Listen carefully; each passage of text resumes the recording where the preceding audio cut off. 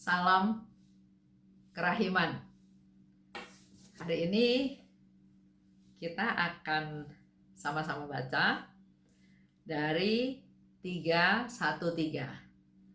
atau bisa juga dikategorikan sebagai Wahyu yang ke-11. Kita lihat ya dari 313.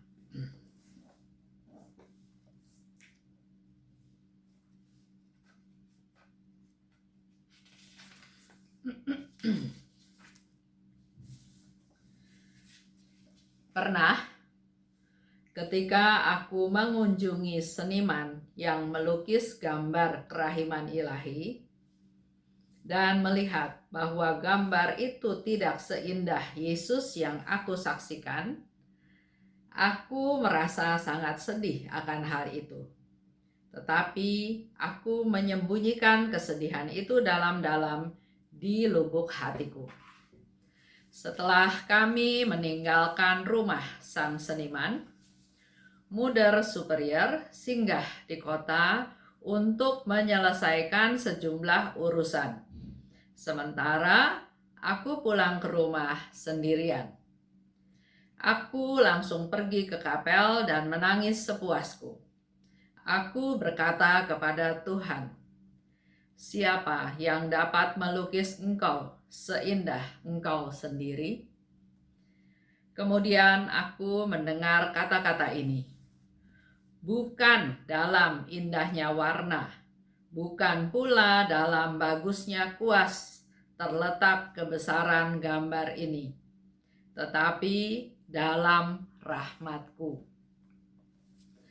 Itu Wahyu yang ke-11 tentang gambar kerahiman ilahi.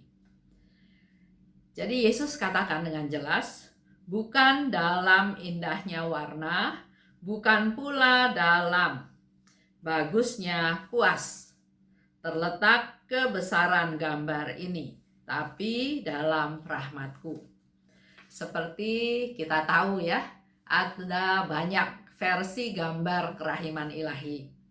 Nanti di sesi-sesi berikut saya juga akan bercerita, karena ternyata memang gambar kerahiman ilahi yang dibuat itu juga ada berbagai versi.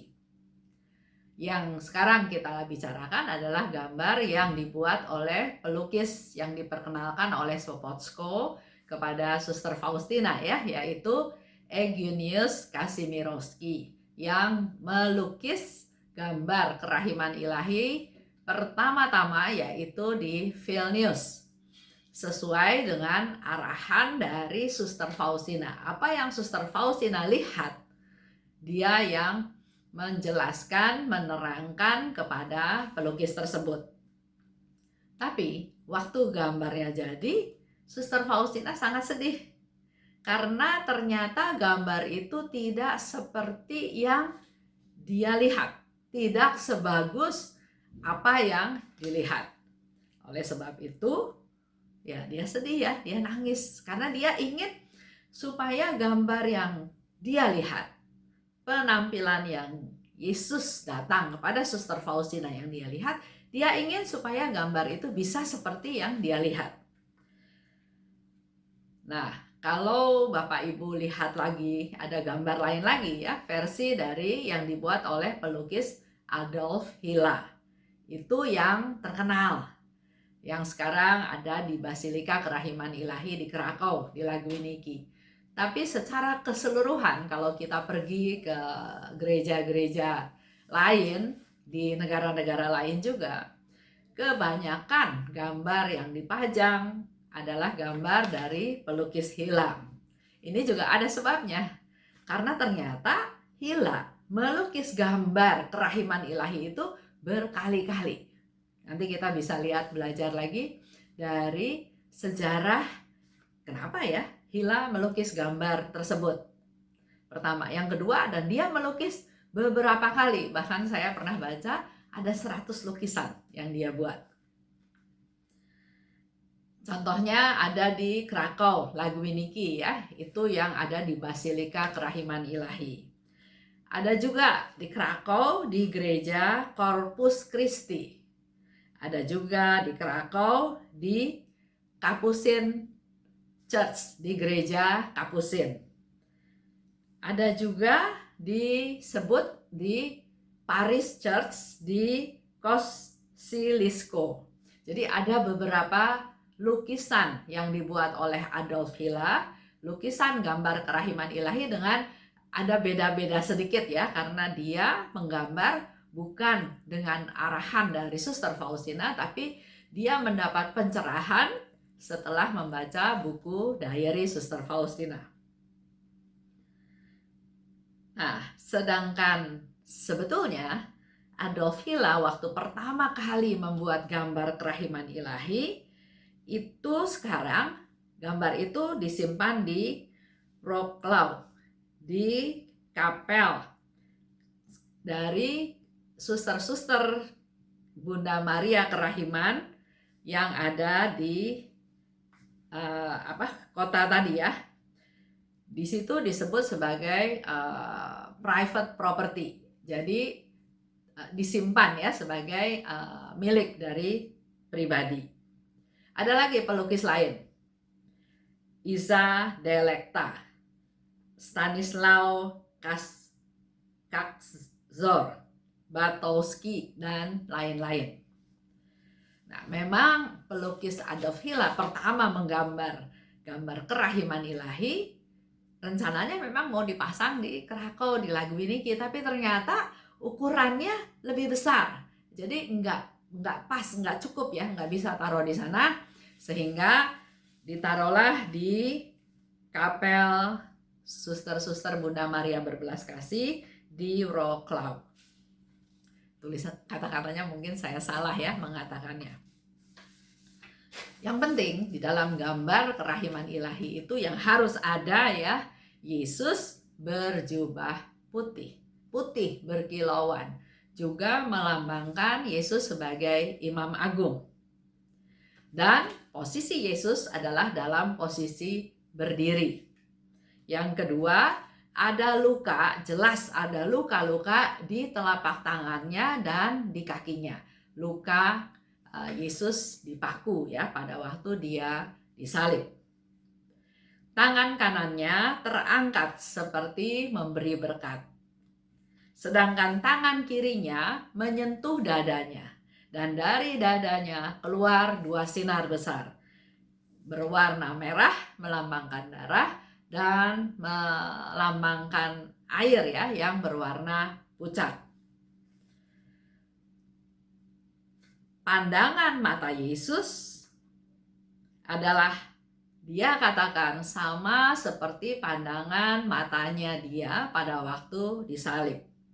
Dan yang terpenting dari gambar itu ada tulisan Jesu uvam tobie, atau Yesus engkau andalanku. Jadi itu ciri-ciri khas yang harus ada di gambar kerahiman ilahi. Ada 2 penglihatan yang terjadi pada jam 3 pada Jumat Agung, yaitu pada tahun 1935. Yesus minta supaya gambar kerahiman ilahi dihormati secara publik.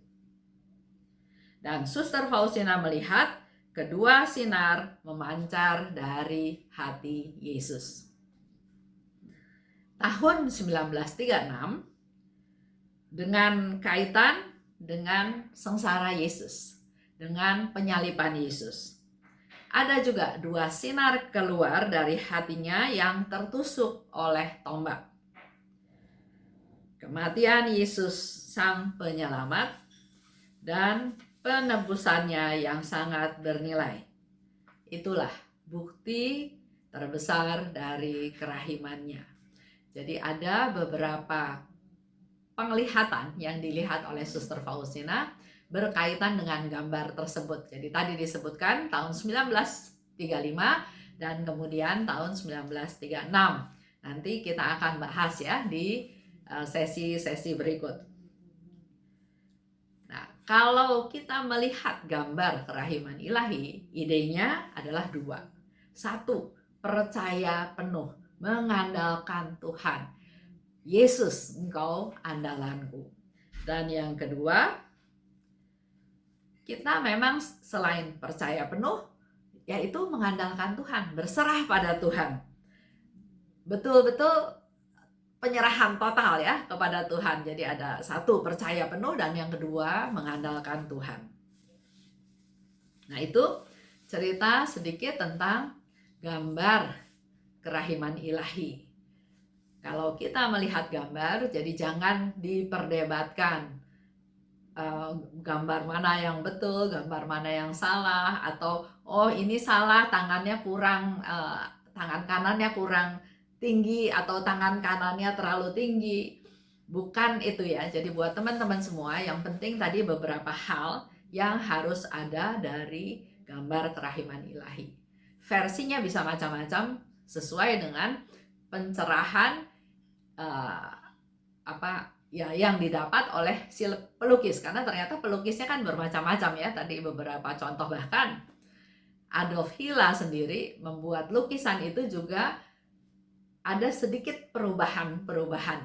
Nanti di sesi berikut kita bisa juga mengetahui lebih lanjut ya, kenapa ada gambar-gambar yang mengalami sedikit perubahan. Itu aja yang menjadi penekanan pada hari ini, bahwa yang menjadi poin penting, Yesus katakan, bukan dari indahnya warna, bukan dari indahnya kuas, atau bukan indahnya gambar tersebut, tapi pesan apa yang mau Yesus sampaikan melalui gambar tersebut. Rahmat-rahmat apa yang bisa kita dapat melalui gambar tersebut. Karena Yesus katakan, inilah wadah yang harus engkau bawa kalau engkau mau menimba rahmat kerahiman dariku. Dan melalui gambar ini, Tuhan akan memberikan banyak rahmat kepada kita-kita yang datang padanya. Terima kasih. Salam kerahiman.